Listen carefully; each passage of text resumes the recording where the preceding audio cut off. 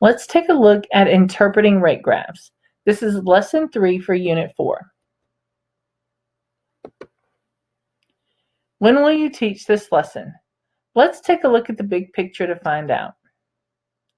As you can see, this lesson is taught both in Math 7 and Math 7 Accelerated. For Math 7, it's taught during week 4. And Math 7 Accelerated, this is taught during week 3, and you can see that this is a one-day lesson for both subjects. So if I want to know about the standards that it addresses, the helpful teacher tips, and also the presentation strategies, I want to take a look at the scope and sequence. For Math 7, the standards that this lesson addresses is standards 1 and 2. Math 7 Accelerated, it addresses standards 1, 2, and 25. So the helpful teacher tips, the one thing you want to pay attention to is for this lesson, you will need masking or painter's tape, and this is for an introductory activity to get the student's attention at the beginning of the lesson. Now, that activity is described here in the presentation strategies. However, for this video, what we're going to do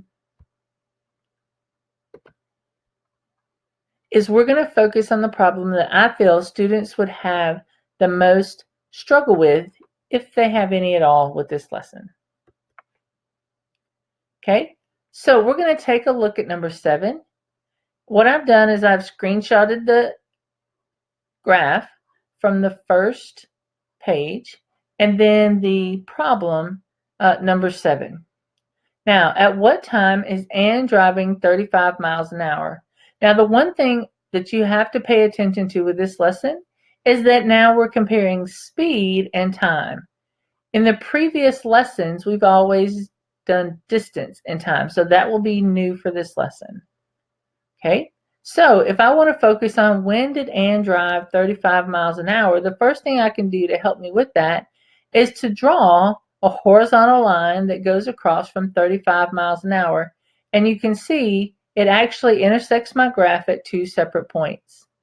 So this question will have 2 separate answers. All right, so first we're going to focus on the left-hand side. And I've enlarged that a little bit so it's a little bit easier to see. Now, students are very familiar with proportional reasoning, and that's the route we're going to take for this lesson. If you notice across the bottom, this is time in minutes, and from 5 to 6, this would represent 1 minute. So in 1 minute, Anne goes from 0 to 40 miles an hour. However, we want to know about how long it took Anne to get to 35 miles an hour. So let's set that proportion up. As you can see here, I have 1 minute. It took her 1 minute to get to 40 miles an hour. And so our question is, how long will it take for her to get to 35 miles an hour? Now, you can work this out just like it is. 40x equals 35. Divide both sides by 40, and that would give you a fraction of 7/8. However, sometimes my students have prefer an exact time, something that makes sense to them. So for this particular lesson, I'm actually going to swap out my 1 for 60. So this is actually going to represent seconds. So that's okay if I swap this out because that's the same value. I haven't changed the problem, only the units that I need in order to solve. So I have 60 seconds to get up to 40 miles an hour. So how long will it take to get to 35 miles an hour? Now, these students should be very familiar with solving a proportion. And so here I've shown my work, and x actually equals 52 seconds. So in order for Anne to get from this point at 0 miles per hour to this point, 35 miles an hour, it would take her 52 seconds. However, we cannot just use the answer of 52.5 seconds because that was actually 52.5 seconds after 5 minutes. So our final answer for this would be 5 minutes, 52.5 seconds. Okay, let's take a look at the other side because it is a little different. So notice on this one, it's still an increment of 1 minute. However, this section of this graph doesn't go all the way to the bottom. So we're not talking about decreasing 40 miles an hour. The amount that was decreased is actually, if you count this off, it goes from 40 down to 20. So this is a decrease here of 20 miles an hour. So when I go to set this up over the course of 1 minute, her speed decreased 20 miles an hour. So we want to make sure that we designate that right. All right, so here I go. In 1 minute, 20 miles an hour was the change.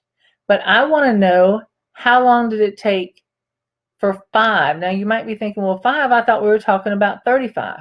But if you notice, from this point to this red line, that's a decrease in 5 miles per hour. So that's why we're going to use the 5.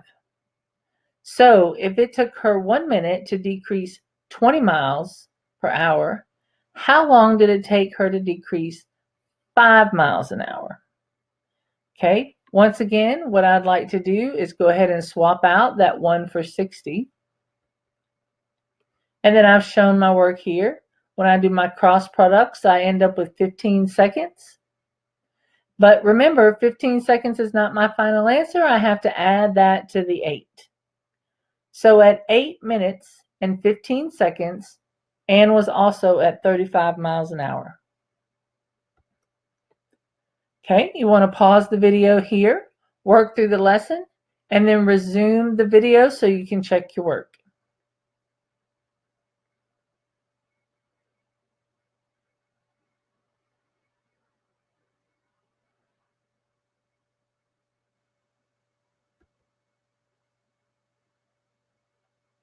Here are the answers, 1 through 6.